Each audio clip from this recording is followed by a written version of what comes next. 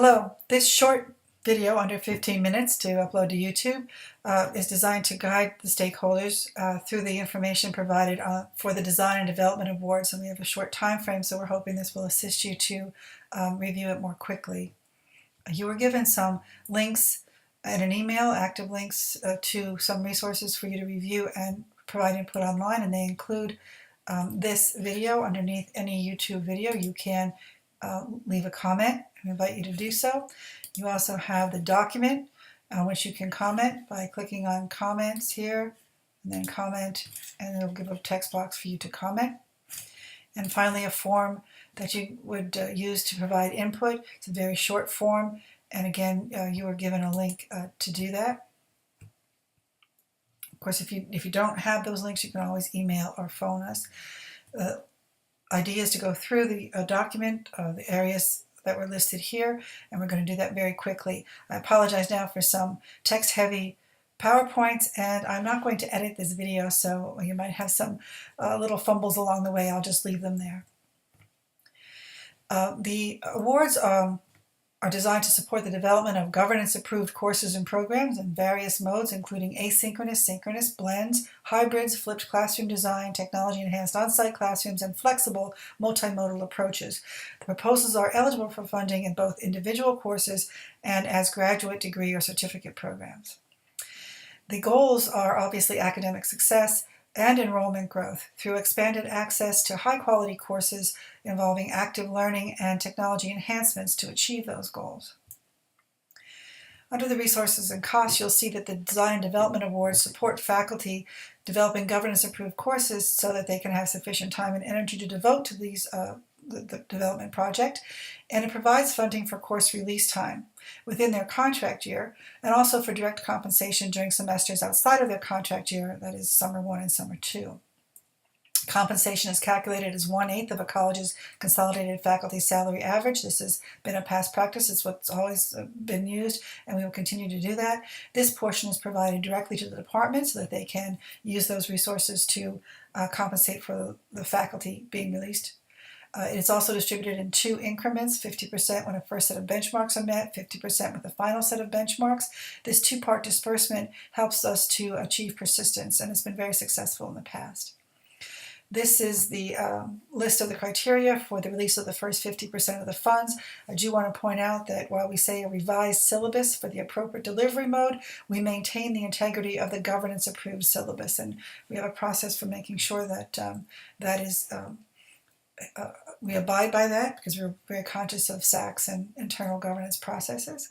Once we have an investment of this much work by the faculty, they are usually prone to persist once they get to this point. So that's when the first 50% of the funds are released.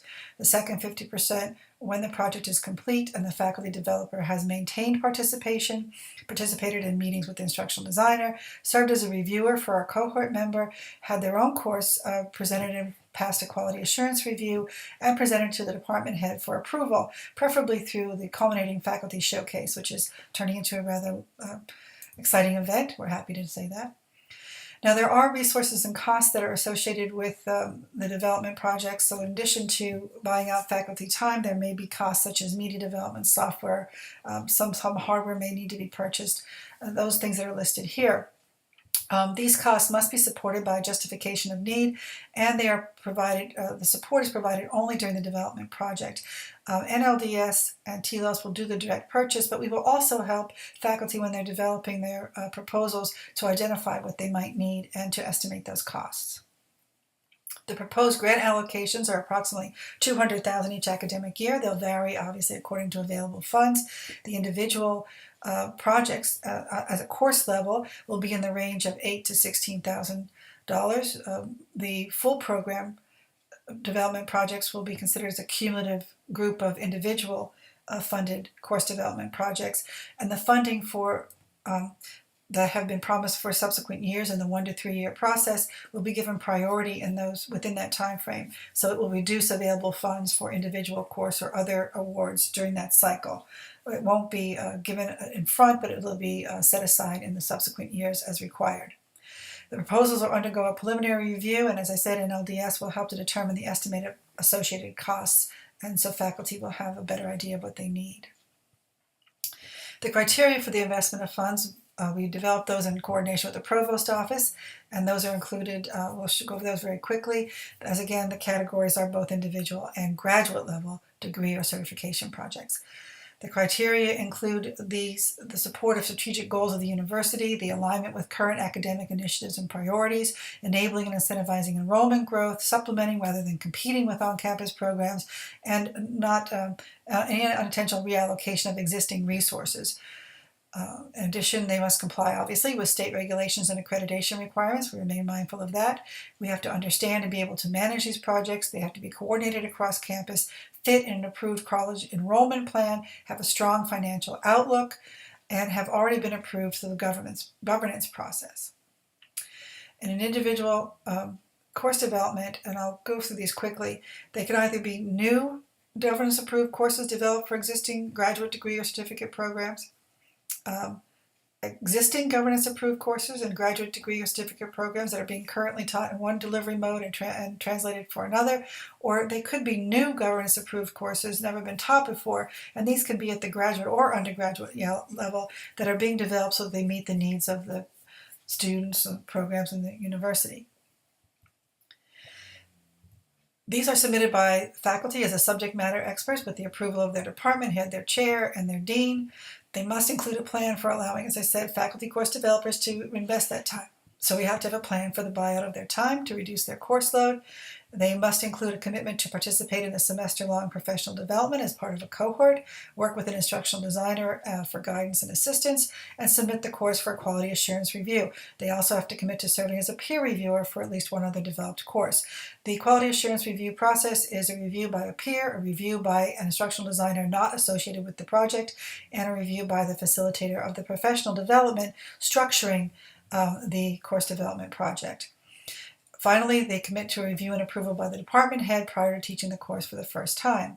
In addition, the department head must commit to offering the course at least 3 times after the development is completed, and they have to show the number of students who would be expected to enroll in the course, an indication of enrollment growth. At the graduate degree or professional certification level, again, these could be new governance-approved graduate degree or professional certification programs that are included in the academic plans of the graduate school. We make sure to check with that. And existing governance-approved graduate or degree professional programs that are taught in one delivery mode and revised for another, again, as part of the academic plans of the graduate school. These are submitted at a higher level by the department heads, chairs, and deans. They require an indication of the faculty who will be developing the courses and a commitment by that faculty, and they include a plan for redirecting faculty time during the development process. These may go for 1 to 3 academic years, and they will, as I said before, the funds will be set aside as the projects progress. The appraisal agreements will include the same things that we had for the individual courses. They'll be treated as a cumulative collection of individual courses, so faculty make the same commitment as they did on an individual course basis. In addition, the department head must commit to offering all program courses at least 3 times, as we had before, and show the number of students who would be expected to enroll in the course and complete the program, so an estimated number of graduates. In the document, you'll see a timeline for the RFP. It is designed to allow adequate time for the preparation of proposals and sufficient advance notice to department heads so that they can reassign courses for the following semester. We plan on 2 proposal cycles, one in fall for the following development in the following spring or summer, 1 and 2, and we treat 1 and 2 as one semester. We need that much time. And an RFP in spring for development in the following summer or fall. You'll see that there are 2 opportunities to submit a proposal for development in the summer, and that's when we have most of the faculty interested in developing. The timeline is broken down, as you'll see in the document, and we will be able to discuss that if you wish. The review process includes an initial review by the NLDS staff to see that the submission is complete and to identify any expenses associated with the project, as we said before. And then the committee reviewing for approval of the funding would be comprised of representatives from the Provost Office, particularly Enrollment and Degree Management, Dean of Graduate Studies, Network of Infrastructure and Services, and TLOS and LDS. We will be requesting representatives to serve on that committee just after the release of the RFP. The reporting time frame for us is weekly at a project level, and certainly stakeholders can see these in a chronological progression if they wish. There'll be a report at midpoint and endpoint just prior to the request for release of funds, and again, we can share those with the stakeholders committee.